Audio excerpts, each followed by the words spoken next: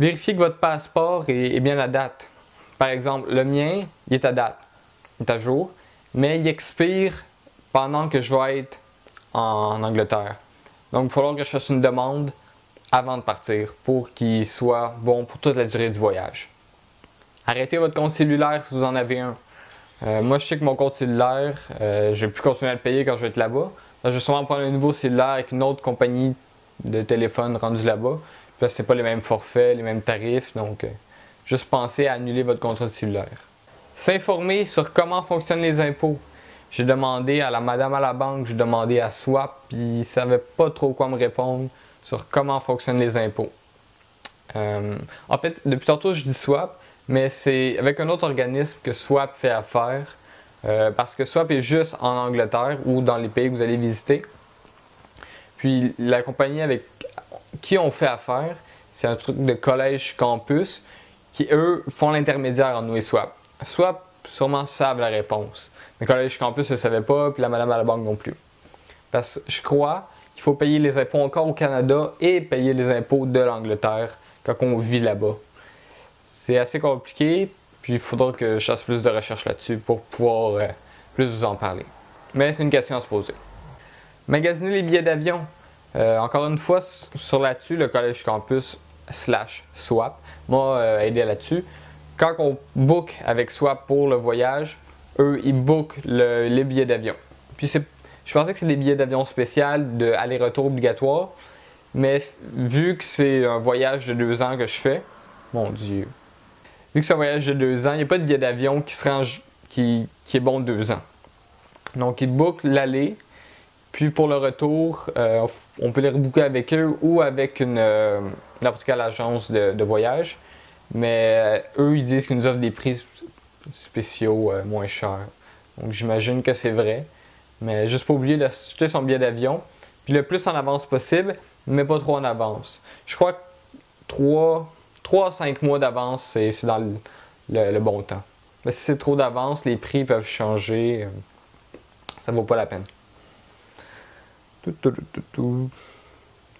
S'informer pour le permis de conduire, bien j'ai ma réponse. Puis il faut quand même continuer à payer son permis de conduire, même quand on est là-bas, même si on ne conduit pas là-bas et ici, comme de fait. Donc il faut continuer à le payer. Changez votre NIP pour un NIP à 4 chiffres. Ça, j'ai été le faire, j'ai été surpris. Ça se fait à n'importe quel guichet. Si vous rentrez votre carte de crédit, vous avez 2 options. Une option en haut, que je ne me rappelle plus le nom, et changer votre NIP, donc changer le NIP. Et avec votre carte de guichet, c'est dans les options autres, vous pouvez changer votre NIP directement sur la machine. Donc mettez-le à 4 chiffres, parce qu'en Europe, je crois que c'est 4 chiffres, mais mettez pas plus que 4. Puis 4 c'est le minimum, je pense, donc mettez-le à 4 chiffres. Transférer l'argent canadien en livres sterling ou en la devise du pays que vous allez.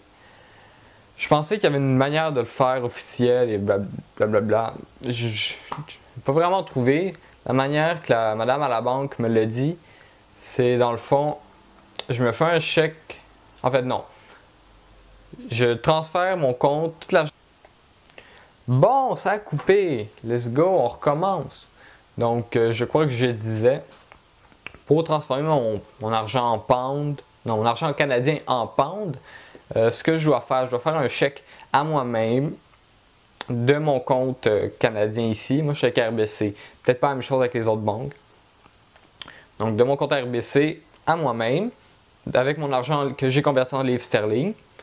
J'apporte le chèque avec moi en Angleterre. En Angleterre, j'ouvre mon compte angleterrien. Puis, je dépose le chèque à moi-même, de moi-même, pour moi-même, en livres sterling. C'est la manière la plus simple qu'ils ont trouvé de me répondre à la banque.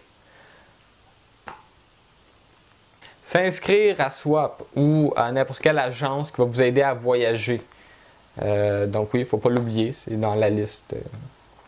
Ouais. S'informer sur les perspectives d'emploi là-bas. Ça, faites-le pas trop tôt à l'avance. Je vous dirais 3-5 mois avant. Ça serait pas pire. Mais comme je vous dis, vous ne pouvez pas le faire trop d'avance. Puis vous n'êtes pas sûr. En fait, je sais pas. Je vais essayer de chercher, mais dépendamment du domaine, ça peut être tellement varié. Parce qu'il y a du monde, que c'est les compagnies qui envoient travailler à l'étranger qui font affaire avec ces compagnies-là. Mais comme des gens comme nous qui font juste partir, travailler, je crois que c'est un peu plus compliqué pour se trouver un emploi d'avance. Donc ma to-do list est finie. J'ai sûrement oublié plein de choses. S'il y a des choses que vous avez pensé que j'ai pas pensé, dites-les moi. Je vais en parler dans une prochaine vidéo. S'il y a des trucs que vous n'avez pas compris, dites-le moi aussi. Je vais en parler plus, parce que peut-être que j'ai sauté par-dessus des affaires trop vite.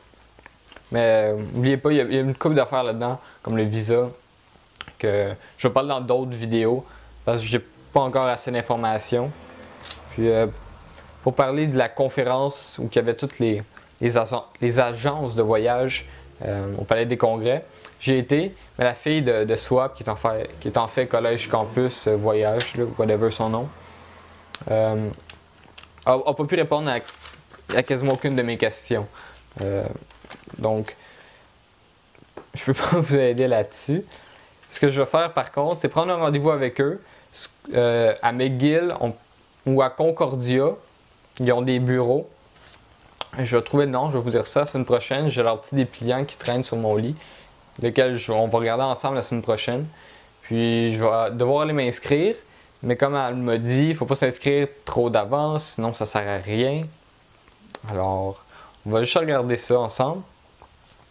Et puis, ils vont pouvoir plus répondre à mes questions là, qu'elle m'a dit. Donc, on va espérer qu'il y ait plus de réponses. D'ici là, je vous dis à la semaine prochaine.